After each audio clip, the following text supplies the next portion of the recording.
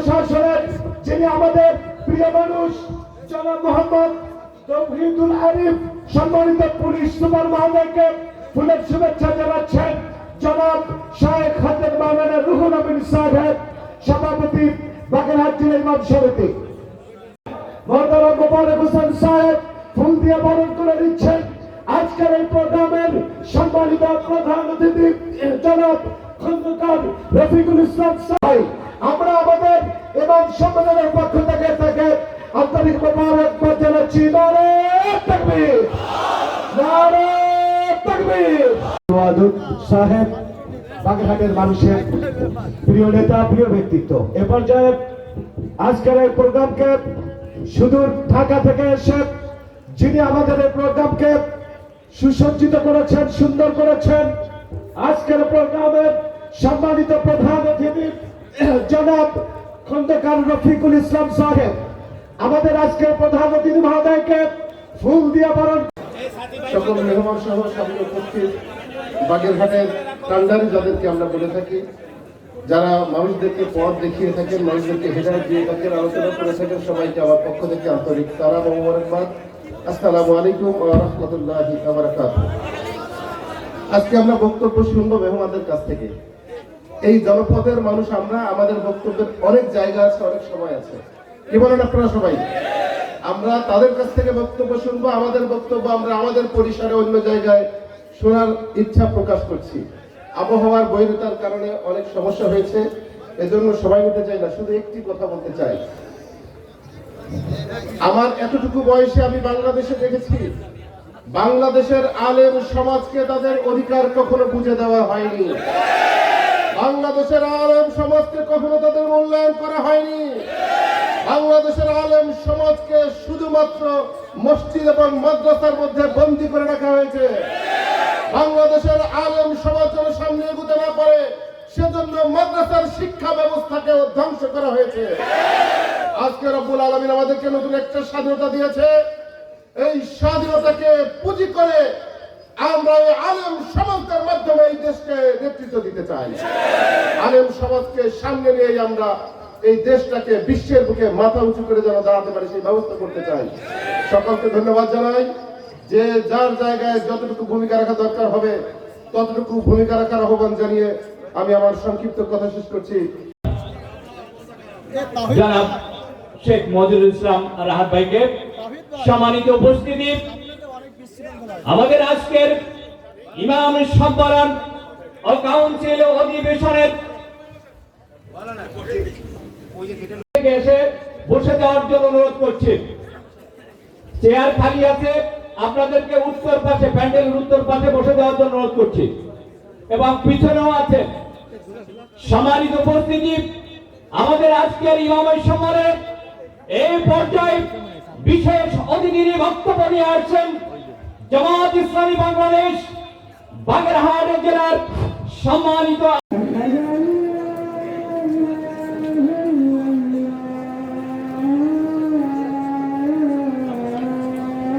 আপনার বিরোধী থাকবে।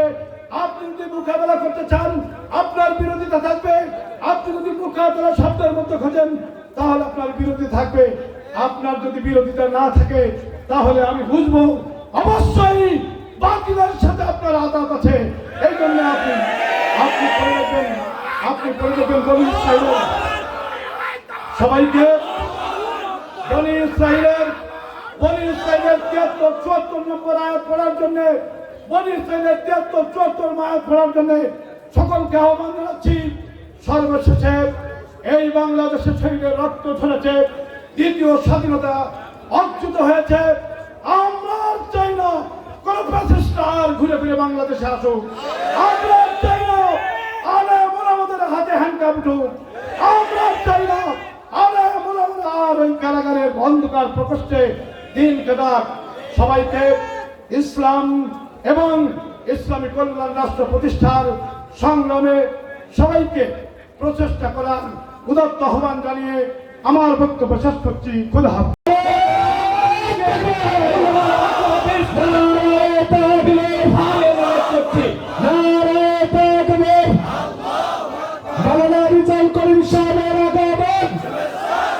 ইমাম সম্মেলনের নারায়ে তাকবীর। সে কথাটাই হচ্ছে ন্যায় এবং ইনসাফ প্রতিষ্ঠা। তো সাম্যের জন্য আন্দোলন করব, তাদের সাথে ইমামদের সম্পর্ক এই জায়গায়, এই কথাটি যদি ইমামরা বুঝতে পারে তাহলে ইমামদের ইমামতি যথাযথভাবেই এখানে প্রতিষ্ঠিত হবে। দ্বিতীয় যে কথাটি বলতে চাই, প্রশ্নটি রাখতে চাই, শান্তি প্রতিষ্ঠা। রব্বি যখন হাযাল বালাদা আমিনা, আল্লাহ তুমি এই নগরীকে, এই শহরকে, এই অঞ্চলকে নিরাপত্তা দান করো। নিরাপত্তা দান আর শান্তি প্রতিষ্ঠার মধ্যে পার্থক্যের জায়গা কতটুকু? যে জায়গার মানুষ জান মাল আর ইজ্জতের নিরাপত্তা পাবে সেখানের মানুষই শান্তিতে থাকতে পারবে। জান মাল আর ইজ্জতের নিরাপত্তা দেওয়ার জন্য নবী ইব্রাহিম আলাইহিস সালাম আল্লাহর কাছে দোয়া করেছেন। কেন ইমাম সাহেবদের মাথায় আজকে মানুষের নিরাপত্তার চিন্তা থাকবে না? তৃতীয় যে প্রশ্নটি আমি আপনাদের কাছে রাখতে চাই, কিয়ামতের মাঠে জাহান্নামীদের কাছে প্রশ্ন করা হবে, তোমরা জাহান্নামে আসলে এর কারণ কি? জাহান্নামীরা যে উত্তর দিবে, যে কারণগুলো উল্লেখ করবে, তার মধ্যে দুটো কারণ আমি আপনাদের সামনে রাখতে চাই। একটি হচ্ছে লাম নাকু মিনাল মুসাল্লিন, আর একটি হচ্ছে লাম নাকু নুতইমুল মিসকিন। আল্লাহর বক্তব্য হচ্ছে জাহান্নামীরা যে অপরাধের কারণে জাহান্নামে যাবে, নামাজি না থাকা এবং মানুষের খাদ্য নিশ্চয়তাকে সাহায্য না করা। খাদ্য নিরাপত্তা দিতে, সাহায্য দিতে না পারাটা জাহান্নামের কারণ হবে। ইমাম সাহেব, আপনারা নামাজের ব্যাপারে ইমামতি করছেন, কিন্তু মানুষের ক্ষুধা দারিদ্র দূর করার জন্য, মানুষের খাদ্য নিরাপত্তা দেওয়ার জন্য আপনাদের কোনো মাথা ব্যথা আছে বলে সাধারণ জনগণ এটা দেখতে পায় না। একদল যদি নামাজ না পড়ার কারণে জাহান্নামে যায়, আর যে ব্যক্তির মাথায় মানুষের ক্ষুধা এবং দারিদ্র দূর করার চিন্তা থাকে না, এই দুই দলের মধ্যে পার্থক্য কোথায় তা ইমাম সাহেবদেরকে বুঝতে হবে। আসুন আমরা আজকের এই দিনে শপথ গ্রহণ করি যে ব্যানারে যে পরিভাষাটি যুক্ত করা হয়েছে, এই পরিভাষাটিকে যেন ইমাম সাহেবগণ কোরআন হাদিসের আলোকে নিজেদের কাজ হিসেবে গ্রহণ করতে পারেন। আমরা যারা ইমাম সাহেবদেরকে যথাযথ মর্যাদা দিতে পারছি না, আমরা যেন যথাযথ মর্যাদা দিতে পারি, সেই তৌফিক কামনা করে আমার কথা শেষ করছি। আসসালামু আলাইকুম ওয়া রাহমাতুল্লাহি ওয়া বারাকাতুহু। আন্তরিক মোবারকবাদ জানাচ্ছি বাগেরহাট জেলার সম্মানিত আমিরে জামাত বাংলাদেশ জামাত ইসলামী জনাব হযরত মাওলানা রিজাউল করিম সাহেব। এ পর্যায়ে আমাদের সামনে বিশেষ অতিথির আলোচনা নিয়ে আসছেন বাগেরহাটের মানুষের প্রিয় মানুষ, আজকের এই প্রোগ্রামের সম্মানিত বিশেষ অতিথি বাগেরহাটের সম্মানিত পুলিশ সুপার মহোদয় জনাব মোহাম্মদ তৌহিদুল ইসলাম, পুলিশ সুপার বাগেরহাট। দিয়ে দিয়ে দেন, দিয়ে দেন।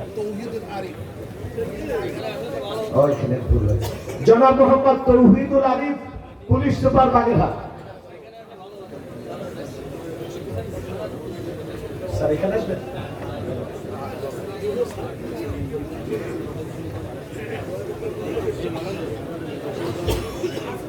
বিসমিল্লাহির রহমানির রহিম। বক্তা, সম্মানিত বিশেষ বক্তা এবং সম্মানিত বিশেষ অতিথিবৃন্দ, পাশাপাশি প্রিন্ট এবং ইলেকট্রনিক মিডিয়ার সাংবাদিক ভাইরা আর যাদের জন্য আয়োজন, বিভিন্ন স্থান থেকে আগত সম্মানিত ইমামবৃন্দ, আসসালামু আলাইকুম ওয়া রাহমাতুল্লাহ।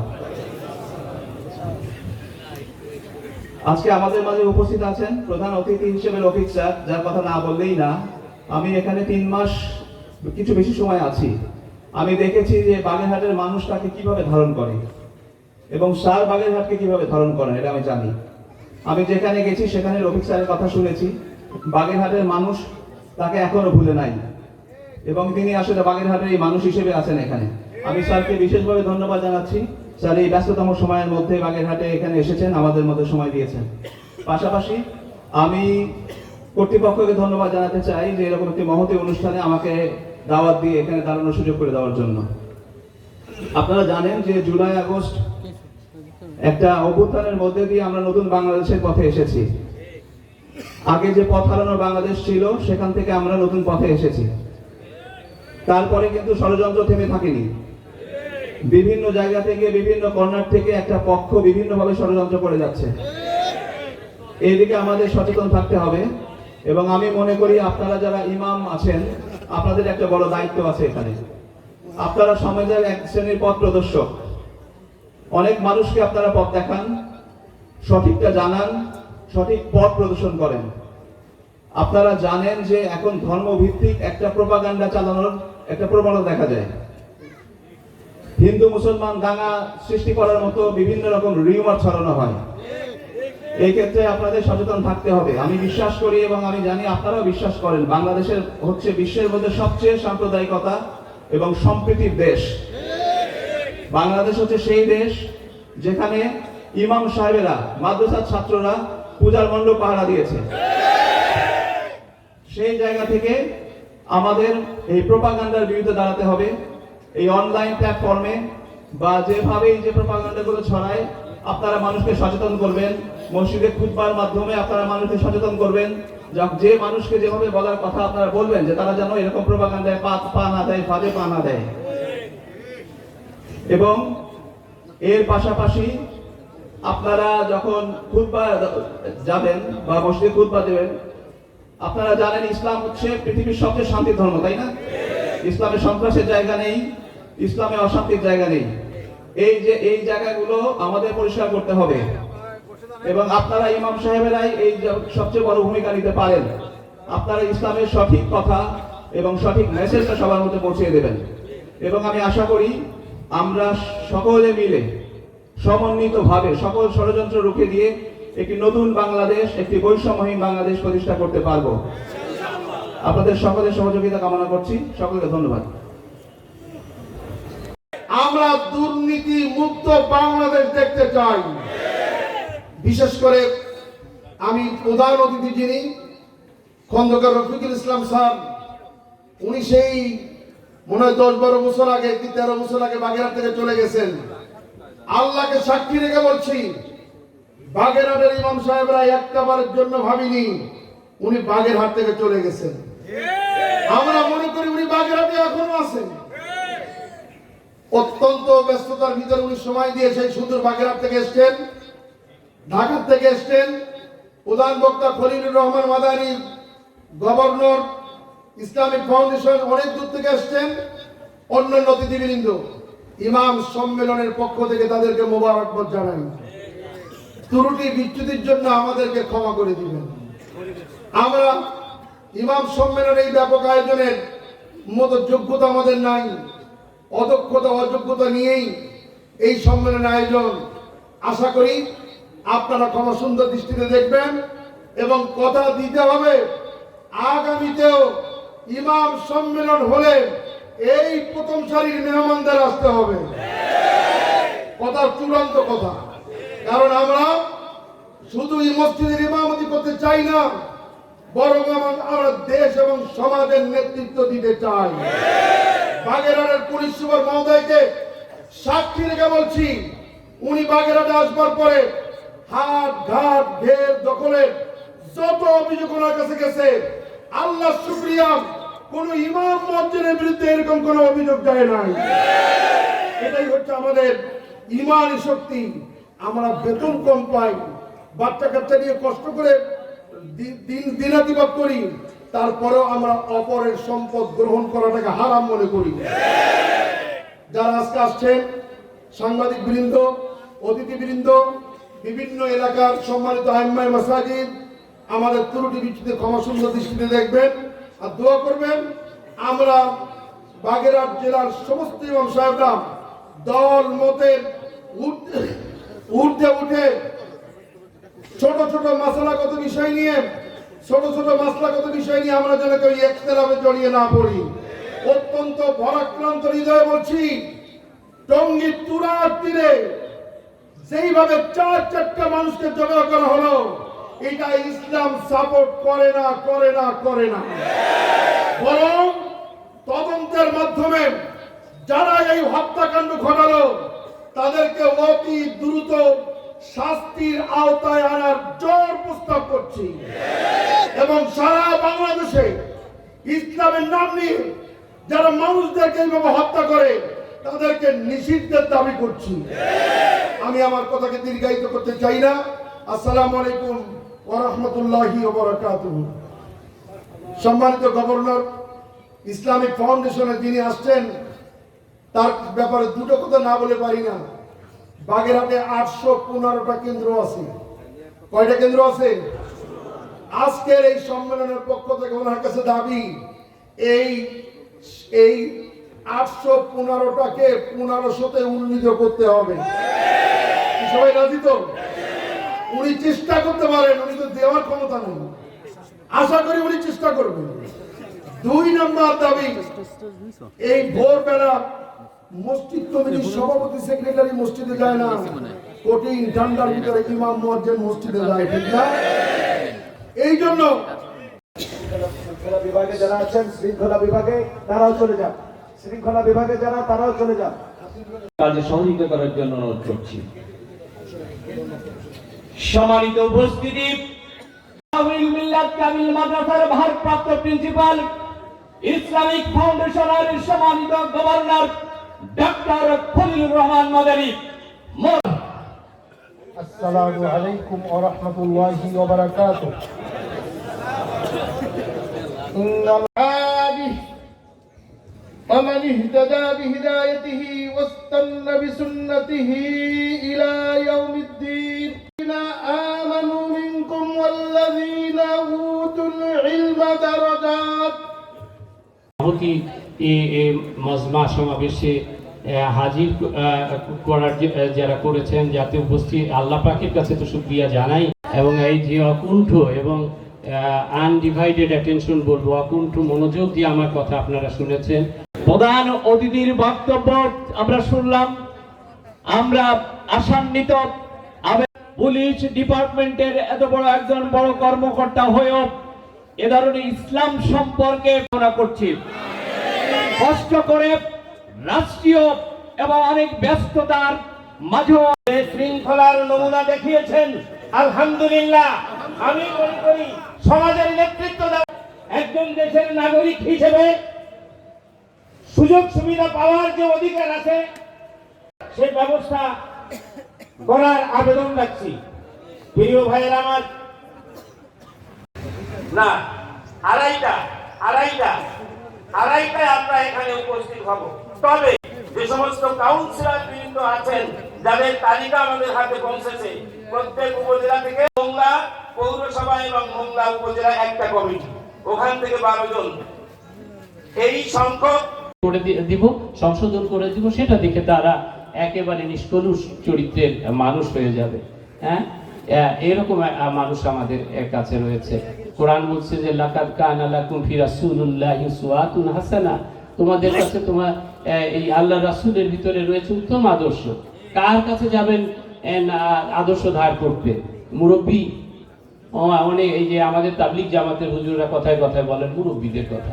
বাবা, কেন মুরব্বীদের কথা বলতে হবে? কিছু মাইন্ড করবেন না, অনেকেই ইয়ে করবেন। আমার আসল মুরব্বী তো আল্লাহ ধরাই দিচ্ছেন। আমি কেন অন্য মুরব্বী নিয়ে এটা সেটা? মুরব্বীর তো ত্রুটি বিচ্যুতি হাজার সই হলে ত্রুটি বিচ্যুতি থাকতে পারে। ফলো দেন, এক জায়গায় থাকতে হবে। তারাকতু ফিকুম আমরাইন লান তাদিল্লু মা তামাসসাকতুম বিহিমা কিতাবাল্লাহি ওয়া সুন্নাতি রাসূলিহি। এই যে বিদায় হজের সময় রাসূলুল্লাহ সাল্লাল্লাহু আলাইহি ওয়াসাল্লাম বলে গেলেন যে আমার অবর্তমানে দুটো জিনিসকে তোমরা ছেড়ো না, দুটো জিনিসকে আঁকড়ে ধরে রেখো, সেটা হচ্ছে কিতাব আল্লাহ আর সুন্নাতি রাসূল, আমার সুন্নাত। এই দুটা জিনিস, এই দুটার দিকে আমরা যদি একটু বেশি করে ইয়ে করি, হ্যাঁ হতে পারে হাদিসের ভিতরে অনেক হাদিসের ভিতরে জয়ীফ আছে, কিছু মতদ্বৈততা আছে, বেসিক জায়গাগুলো আমি ফোকাস করি না, ওগুলো নিয়ে একটু টানাটানি কম করি। ওগুলো আরো যারা ইয়ে আছেন, যারা ওইদিকে আরো উৎপত্তি লাভ করছেন, let them work with that. আমরা যারা অল্প অল্প করে এসে আছি এদিকে থাকে, তা না, আমরা ওই ছোট ছোট জিনিস নিয়ে এমন টানাটানি হ্যাঁচড়া হেঁচড়ি শুরু করে দিছি, আমাদের ভিতরে গ্রুপিং এর আর শেষ নাই। এই জায়গাগুলো হুজুর আপনাদের কাছে আবেদন থাকবে, আপনারা এই জায়গাগুলোকে নিয়ে আসেন। আর ইসলামের এর যে মধ্যপন্থা যেটা, ওয়াকাযালিকা জাআলনাকুম উম্মাতাও ওয়াসাতা, কোরআনের ভিতরে আল্লাহ বলছেন তোমরা কি করে ইয়ে করে আমি তোমাদেরকে এক মধ্যম পন্থা জাতি হিসেবে তৈরি করেছি। একেবারে পড়াও না, আবার একেবারে নুয়ে পড়া, একেবারে হীন দুর্বল, এটাও না, মাঝামাঝি সমস্ত ইসলামের অধিকাংশ শিক্ষার কথা, দর্শনের কথা আসছে এই মধ্যম পন্থা অবলম্বনের কথা। এই জায়গাটার উপরে একটু ফোকাস বেশি করতে হবে। আর বৈষম্যের কথা যে বললেন, ইন্নাল্লাহা ইয়া'মুরুকুম আন তু'আদ্দুল আমানাতি ইলা আহলিহা ওয়া ইযা হাকামতুম বাইনান নাসি আন তাহকুমু বিল আদল। তোমাদের প্রভু, তোমাদের আল্লাহ তোমাদেরকে নির্দেশ দিচ্ছেন, it's a decree from our God, from our আল্লাহ সুবহানাহু ওয়া তাআলা। আল্লাহ বলছেন যে তোমরা আমানত সঠিক হকদারের কাছে পৌঁছে দাও। আমরা হয়তো মনে করতে পারি আমি তো ব্যাংকে চাকরি করি না, যে আমার কাছে লোকে টাকা গচ্ছিত রাখে, স্বর্ণ গচ্ছিত রাখে, আমি আবার কিসের আমানতদারিতা। এখন একজন পুলিশ অফিসার হিসেবে আমি আমার আমানতদারিতা নিশ্চয়ই আমার বোঝার, আর যদি গ্যাপ থাকে তাইলে আমি আমার দায়িত্ব পালন করতে পারবো না। আমার কাছে মানুষের আমানতদারিতা কি? নিরাপত্তা, আইনগত যে সেবা সেটা দেওয়া। অত্যাচারিত নিপীড়িত লোক আমার কাছে আসবে, আমি তার জন্য আল্লাহর আরশের মতো ছায়া দিব।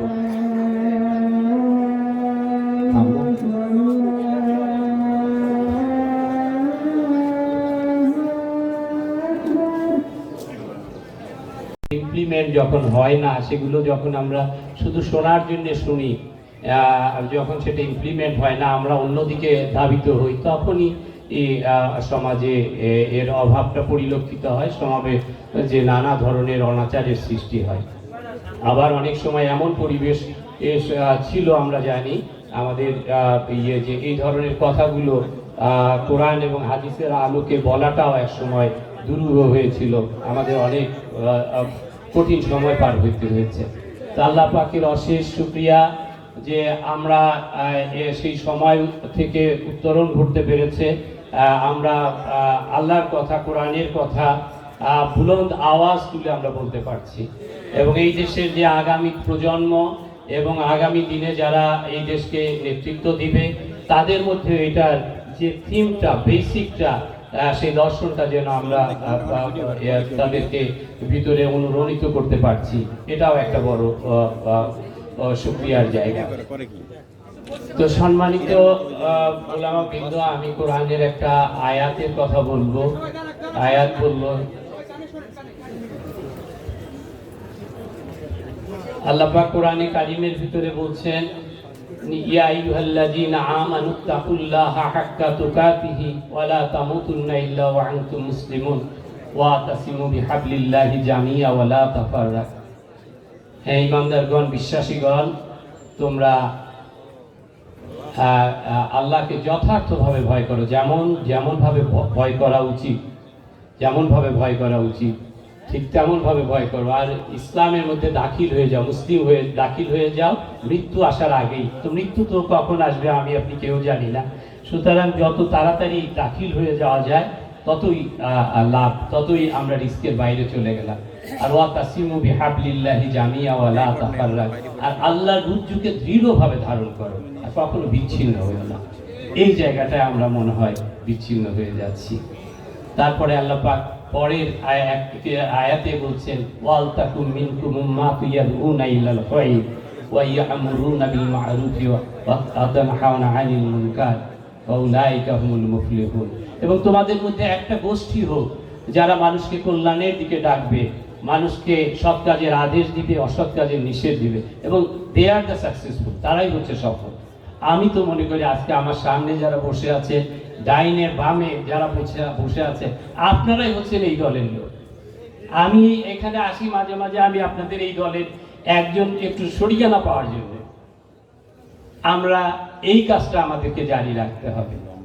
ওয়ালা তাকুনু কাল্লাযিনা তাফাররাকু ওয়াখতালাফু মিন বা'দি মা জাআহুমুল বায়িনাহ উলাইকা লাহুম আযাবুন আযীম।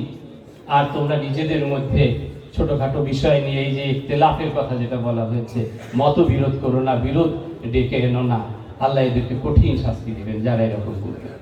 আজকে ইসলামের নামে এরকম হচ্ছে।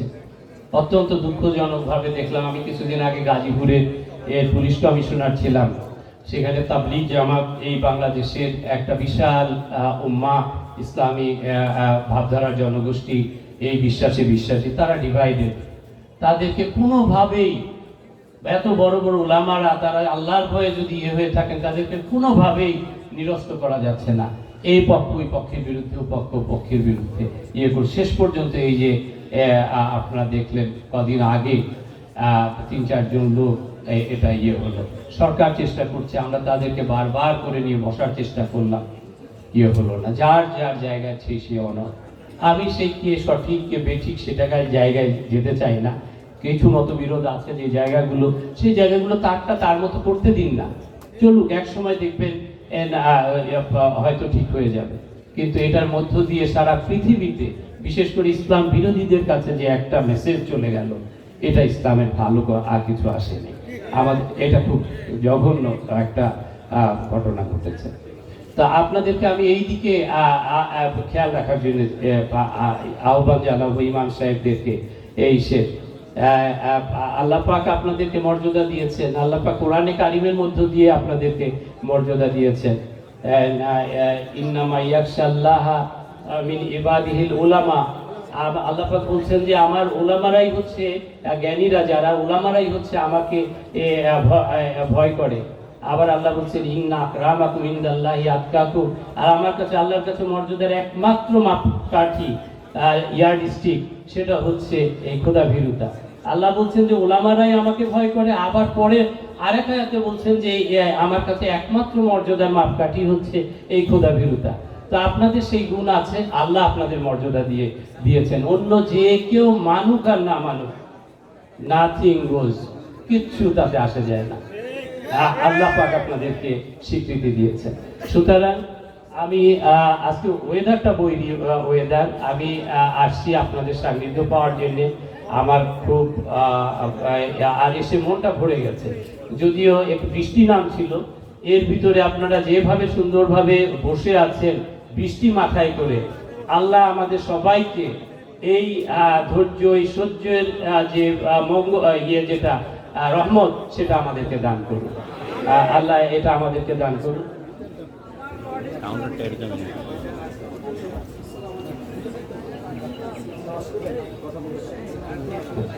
আমি কি চাই একজন মুত্তাকি হিসাবে, ইমামের কাছে কি চাই, আমি সেগুলোই কথায় উল্লেখ করব। হকের কথা বেশি বেশি বলতে হবে। হকের কথা তো আপনারা বলেন, নামাজ আদায় করলে তারপরে জান্নাতে যেতে হবে, জাহান্নামের ভয়, এগুলো যেমন আসছে, আমাদের মসজিদগুলো থেকে, খুতবাগুলো থেকে যেন এমন আওয়াজ আসে, কিভাবে আমাদের দৈনন্দিন জীবনগুলো সুন্দর হয়, কিভাবে আমাদের মধ্যে সত্যবাদিতা যেন আশ্রয় করে, কিভাবে কোরআনের সমস্ত আদর্শ যেগুলো সুদ ঘুষের বিরুদ্ধে যেন আওয়াজগুলো ওঠে। জোরে বলতে হবে, জোরে বলতে হবে। অনেকে শুনবে, অনেকে শুনবে না, এর ভিতরে অনেকে শুনবে। ইংরেজি এক কবির ছোটবেলায় একটা কবিতা পড়েছিলাম, সেটার একটা থিমটা একটু আপনাদের জন্য বলি, যে হেনরি ওয়ার্ডসওয়ার্থ লংফেলো, তিনি একটা কবিতা লিখছিলেন এরকম, যে I shoot an arrow into the air, it fell to earth, but মানে এরকম যে উনি একটা তীর ছুঁড়ে মারছেন, বাট নিউ নোট হোয়ার, একটা তীর ছুঁড়ে মারছেন, কোথায় যে উড়ে গেল উনি আর খুঁজে পেলেন না। তারপরে উনি আরেক জায়গায় কিছু দূর এসে বলছেন, I breathe a song into the air, it fell to earth, knew not where. আমি একটা গান গেয়েছিলাম, বাতাসের ভিতরে একটা গান গেয়েছিলাম, সেই গানটা কোথায় হারিয়ে গেল, আর কোনোদিন তার পেলাম না। তো তারপরে উনি মনে করলো যে বোধহয় আমার তীরটা হারিয়েই গেল, আর কোথাও খুঁজে পাওয়া গেল না। আবার সেই যে গানটা নিজের মাধুরী মিশিয়ে যে গেয়েছিলাম, এটাও বোধহয় কারো চিত্তে বোধহয় কোনো দোলা দিল না। পরে উনি শেষে বলছেন, long long after words I found the arrow into an okay. অনেক দিন পরে আমি দেখলাম যে বনের একটা ওক গাছের ভিতর আমার সেই তীরটা বিদ্ধ হয়ে আছে।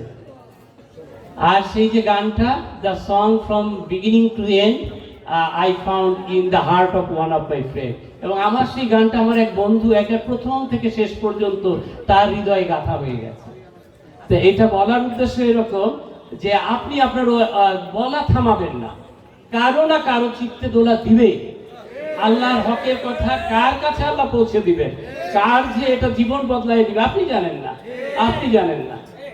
হ্যাঁ, আমি আপনি কেউ এইগুলোর হয়তো খবর রাখবো না, কিন্তু আমরা নিরুৎসাহিত হব না, বলতে হবে, এবং ইমানের তেজ দিয়ে আমরা আমাদের কথাগুলো বলতে হবে। এই কথাগুলো যত জোরালোভাবে আমরা বলতে পারবো, সমাজ তত দ্রুত সংশোধন হবে। আমরা জানি আমাদের ইমামদের পে স্ট্রাকচার কি, তারা কত ও রকমের ধমকানি, শাসানি, কত রকমের এর মধ্য দিয়ে তাদেরকে তাদের পদটা টিকিয়ে রাখতে হয়, কি রকমের আনুগত্য করতে হয়। তারপরে এর মধ্য দিয়ে আপনারা যে আদর্শ, যে দৃষ্টান্ত সমাজে সৃষ্টি করেন, এটা তো অন্য কেউ করতে পারে না। আমার মতো স্যুট প্যান্ট পরা লোকজন, হাই স্যালারি স্ট্রাকচারের লোকজন গাড়িতে চলে, ইয়ে করে, তারপরে সে কেন অবৈধ উপার্জনের দিকে ছুটে যায়? কেন যায় বলে? তার কিন্তু জ্ঞান গরিমা কোনো কিছুর অভাব নাই। সে জানে তাকে যদি বলতে দেন দুর্নীতির বিরুদ্ধে কথা বলতে, উনি মাইক ফাটায় ফেলবেন, কোনো অসুবিধা নেই, অনেক তাত্ত্বিক কথা বলবেন। হ্যাঁ, কিন্তু দেখবেন যে ওই ব্যক্তি নিজের হাতটাকে সম্বরণ করতে পারছে না, নিজের লোকটাকে সম্বরণ করতে পারছে না। আসল শিক্ষাটা তার ভিতরে নাই, যেইটা আপনি ধারণ করেন, যেই কোরআনের শিক্ষা ধারণ করে আপনি আপনার জীবনে প্রতিফলন ঘটানোর চেষ্টা করেন, সেটা তার মধ্যে নাই। আর একটা আবেদন আপনাদেরকে করবো হুজুর, সেটা হচ্ছে যে ইসলামের অনেক রকম, এই যে আমার আগে অনেক চিন্তাবিদ যারা তারা বলেছেন, ছোটখাটো যে ইয়েগুলো আছে, বিচ্যুতি আছে, মতদ্বৈততা আছে, সেগুলো আমরা একটু এড়িয়ে যাই। ইসলামকে নিয়ে নানা রকমের ষড়যন্ত্র হয়েছে, নানা সময় নানাভাবে এটাকে ডিস্টর্টেড করার, এটাকে বিকৃত করার চেষ্টা চলেছে ইসলামের ইয়েগুলোকে। আমরা বেসিক জায়গাগুলোর উপরে জোর দিতে থাকি, আমরা সত্য মিথ্যা কথা বলবো না, মুখেও বলবো না। আমার একটা অভিজ্ঞতার কথা আপনাদেরকে বলি। আমি 2003 সালে কসোভো মিশনে গিয়েছিলাম। সেখানে ওরা একটা কমিউনিস্ট কান্ট্রি ছিল, সেখান থেকে মুসলিম অধ্যুষিত কসোভানরা স্বাধীনতা লাভ করছে। ওখানে একদিন থানায় খবর আসলো যে একটা শুটিং ইনসিডেন্ট হয়েছে, একটা গুলির ঘটনা ঘটছে। তা আমরা ছুটে গেলাম। যাওয়ার পরে যে দেখলাম যে বাড়িতে একজন লোক বসে আছে, যে জায়গায় শুটিংটা হয়েছে, গুলিটা করা হয়েছে, ওখানে একতাল রক্ত। আর বাড়ির ভিতরে যে লোকটা এটা ঘটাইছে, তাকে ডাক দেওয়ার সাথে সাথে উনি বেরোয় আসলো, বললো যে এটা কে করেছে? তা বলছে আমি গুলি করছি। কেন তুমি গুলি করছো? বলো যে গুলি করছে যে সে তার আপন ছোট ভাই। বলছে ও আমার কথা শুনে না, আমার বাড়ির সামনে দিয়ে রাস্তা নিবে, আমি বলছি পেছন দিয়ে নাও, সে নেয় না, কথা শুনে না, বেয়াদব, আমি গুলি করে দিছি। তুমি গান পাইলা কোথায়, বন্দুক পাইলা কোথায়? I was A freedom fighter, আমি তো এই দেশে মুক্তিযুদ্ধ করছি। তো মুক্তিযুদ্ধ করছো, তুমি দাও নাই, বন্দুক জমা দাও নাই? বলে আমার 3টা ছিল, একে রাই 47 ছিল, একটা সেটা রেখে দিছি, আর 2টা জমা দিয়ে দিছি। তো জমা দিয়ে দিচ্ছ, ভালো, তো গুলি পাইলা কই? গুলির আমার কোনো অভাব নাই, ওই তুমি আমার আস্থা বলে ওখানে যাও। আমরা যেয়ে দেখলাম যে 2-3 বস্তা AK-47 গুলি হয়ে গেছে। তো বাংলাদেশে তো এটা, আমি নতুন পুলিশ অফিসার, ASP মানুষ, আমার কাছে অবাক লাগছে। আমার এটা হয় নাকি?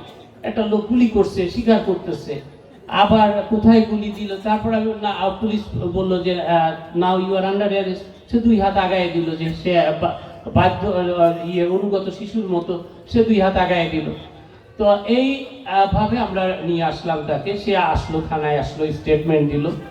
2-3 দিন পরে দেখি যে ওই লোকটা এই শহরের সিটি সেন্টার দিয়ে ঘুরতেছে আমার সাথে। আমার ফ্যামিলি ছিল ওই মিশনে। তা আমি বুঝতে পারি না যে একটা লোক অ্যাটেম্প টু মার্ডারের আসামি, তো সে কি হবে নাকি। তো দেখে আমার দেখেছে, ছুটে চলে আসে, এই তুমি কেমন আছো? তা আমি বললাম তুমি এখানে কি বলে, আমার কোর্ট জামিন দিয়ে দিছে। অবাক কাণ্ড, মানে কোর্টও তারে জামিন দিয়ে দিছে বলে এখন আমার ট্রায়াল হবে, আমি বিচারের সম্মুখীন হব। আমি যেই কারণে বলতেছি যে দেখেন একটা লোক খুন করার মতো কাছাকাছি একটা ঘটনা ঘটছে, মিথ্যা কথা বলছে না। আমার বাংলাদেশের চিন্তা করেন, আমাদের মতো এই শিক্ষিত লোকগুলোর কথাই চিন্তা করেন। অনেক সময় একেবারে কারণে তো আমরা মিথ্যা কথা বলি, অকারণে সামান্য একটু বাহাদুরি পাওয়া যাবে এ কারণে আমরা মিথ্যা কথা বলি। মুন্ডুপাত করে সিদ্ধান্ত জানিয়ে দিলেন, ওয়ারফাইল্লাহুল্লাযীনা আমানু মিনকুম ওয়াল্লাযীনা উতুল ইলমা দারাজাত। আল্লাহ তাআলা সকল বৈষম্য দূর করে দিয়ে বিভিন্ন দারাজা, বিভিন্ন স্তর, কেউ প্রেসিডেন্ট, কেউ মন্ত্রী, কেউ এমপি, কেউ ম্যাজিস্ট্রেট, কেউ ডিসি, কেউ এসপি, কেউ আইজি, কেউ ডিআইজি, এভাবে যে স্তর দিয়েছেন যোগ্যতার ভিত্তিতে, ইলমের ভিত্তিতে, জ্ঞানের ভিত্তিতে, এই বৈষম্যকে আল্লাহ তাআলা দূর করে দিয়ে বৈষম্যহীন সমাজ মানুষ যাতে কায়েম করে সেই সিদ্ধান্ত জানিয়ে দিয়েছেন আল্লাহ তাআলা। আমরা আল্লাহর সেই বিধানের আলোকেই আজকের এই সম্মেলন যারা আয়োজন করেছেন কর্তৃপক্ষকে আরো একবার শুকরিয়া জানাচ্ছি। আমরা মহান সুবহানাহু ওয়া তাআলার এই ঘোষণার পাশাপাশি সর্বকালের সর্বশ্রেষ্ঠ মহামানব, সরাসরি রব্বুল আলামিন নিয়ন্ত্রিত আদর্শ মহামানব বিশ্বনবী মুহাম্মদুর রাসূলুল্লাহ সাল্লাল্লাহু আলাইহি ওয়াসাল্লাম বলে দিয়েছেন, আপনার অধিকার আদায়ের জন্য আপনাকে খুন হতে হবে না, আন্দোলন করতে হবে না, সংগ্রাম করতে হবে না, লাখে লাখে হাজারে হাজারে আহত হয়ে শহীদ হয়ে আন্দোলন করে দাবি আদায় করতে হবে না, আমি ওই ওয়ান জাস্টিস বলতে হবে না। আল্লাহ তাআলা ইদিলু ওয়া আকরাবু লিত্তাকওয়া, জাস্টিস কায়েম করো, এটি হলো মুত্তাকির আসল লক্ষণ। আল্লাহ নবী বলে দিলেন, আনজিলুন নাসা মানাজিলাহুম, যার যেটুকু যোগ্যতা আছে এই যোগ্যতার ভিত্তিতে থেকে বসাইতে হবে। কোটা বিরোধী, কোটা প্রথা, এগুলি মানুষকে একেবারে পঙ্গু করে, অসাড় করে, দুর্নীতিবাজ বানিয়ে, ঘুষখোর বানিয়ে, সুদখোর বানিয়ে সমাজকে তছনছ করে দেয়। মানুষের যোগ্যতার ভিত্তিতে আল্লাহ রাসূল তাদের মর্যাদা দেওয়ার জন্য নির্দেশনা দিয়ে আপনাকে আমাকে কিয়ামত পর্যন্ত এই গাইডলাইন জারি করেছেন। শুরুতে এই কথা বলার পর আমি যেহেতু শুরু থেকেই ছিলাম, প্রায় সকল বক্তার কাছ থেকে অনেক আবদার আবেদন বর্তমান সরকারের কাছে, ইসলামী ফাউন্ডেশনের কাছে, মানে সরকারের কাছে আপনারা দোয়া করেন। বিশেষ করে প্রায় 15-16 বছর, প্রায় 17 বছরই ধরেন, 17 বছরের জঞ্জাল পরিষ্কার করা একদিনে তো একেবারে সম্ভব নয়। এরপরেও বিশেষ করে মসজিদ ভিত্তিক শিশু ও গণশিক্ষার যে প্রজেক্ট, প্রায় 80,000 আসাতেজে কেরাম এখানে কর্মরত। আগামী 31শে ডিসেম্বর তাদের কিন্তু চুক্তির মেয়াদ শেষ। আমাদের দুর্ভাগ্য, 6 মাস আগে প্রজেক্ট প্রপোজাল দিয়ে প্ল্যানিং মিনিস্ট্রিতে, অর্থ মন্ত্রণালয় ছাড় করে, এরপর কিন্তু ফাউন্ডেশন তাদের চাকরি বহাল থাকে। কিন্তু আমাদের অত্যন্ত দুঃখ, বিগত 6 মাস তো নয়, আমরা এসে দেখি এখনো পর্যন্ত প্রজেক্ট রেডি করা হয়নি। গত 2 তারিখে সিদ্ধান্ত নিয়ে বোর্ড অফ গভর্নরসের মিটিংয়ে সিদ্ধান্ত নেওয়া হয়েছে অন্য কোনো প্রজেক্ট থেকে টাকা এনে আপনার এই প্রজেক্ট অবশ্যই চালু থাকবে ইনশাআল্লাহ। অতএব আপনাদের প্রজেক্ট আগামী 31শে ডিসেম্বর শেষ হচ্ছে না, ইনশাআল্লাহ চলমান থাকবে। যতক্ষণ পর্যন্ত মিনিস্ট্রি থেকে, অর্থ মন্ত্রণালয় থেকে টাকা না আসবে, ততক্ষণ পর্যন্ত ইসলামিক ফাউন্ডেশন নিজস্ব অর্থায়নে অন্য প্রজেক্টের টাকা দিয়ে আপনাদের বেতন চালু থাকবে ইনশাআল্লাহ। আর আমার ভাই রুল আমিন সাহেব বললেন যে ডাবল করার জন্য, ইনশাআল্লাহ তাআলা আপনারা দোয়া করেন। আপনাদের পক্ষ থেকে প্রজেক্ট প্রপোজাল যদি কেন্দ্রে যায়, ইনশাআল্লাহ তাআলা বর্তমান বডিতে যারা আছেন সকলে আপনাদের ভাই, আপনাদের ভাইরা সর্বোচ্চ খেদমত করার জন্য প্রস্তুত আছেন ইনশাআল্লাহ। আপনি যে কোনো লাইব্রেরিতে যান, ইসলামিক ফাউন্ডেশনের কোনো বই কিন্তু এখন আর খুঁজে পাবেন না। এই সমস্ত জঞ্জাল অবশ্যই মুক্ত করতে হবে। ইসলামী ফাউন্ডেশনের বিশাল বিশাল লেখনী ছিল, বই ছিল, এমনকি বর্তমান ধর্ম উপদেষ্টা মহোদয় ওনার নিজের আর্টিকেলও দেখে যে সেই বিশ্বকোষে নেই। কি ব্যাপার? গত 15 বছর বিশ্বকোষ ছাপা হয় না। অতএব ইসলামিক ফাউন্ডেশনের প্রকাশনা বিভাগ থেকে শত শত কোটি ইনকাম করে সেই ইনকাম দিয়ে ফাউন্ডেশনে অনেক প্রজেক্ট চালানো সম্ভব। অতএব আপনাদের মনের দুঃখ কষ্ট অবশ্যই দূর হবে। আপনারা দোয়া করুন। বর্তমান ইন্টারিম গভর্নমেন্ট, পরবর্তীতে যে গভর্নমেন্ট আসতেছে, এই ধারাবাহিকতায় সকলে যদি আল্লাহর সাহায্য নিয়ে যেভাবে ছাত্র জনতার গণ আন্দোলনের মুখে স্বৈরাচারী সরকার পালিয়ে গিয়েছে, ওই পতিত স্বৈরাচার কোন গোষ্ঠী কোন গ্রুপ যাতে বাংলাদেশে মানুষের ভাগ্য নিয়ে সিনেমিনি খেলতে না পারে, এই দোয়া করে আল্লাহর সাহায্য আমরা যদি পাই, অবশ্যই ইনশাআল্লাহ ইসলামিক ফাউন্ডেশনের মাধ্যমে এই বাংলাদেশে অনেক খেদমত আঞ্জাম দেওয়া যাবে ইনশাআল্লাহ।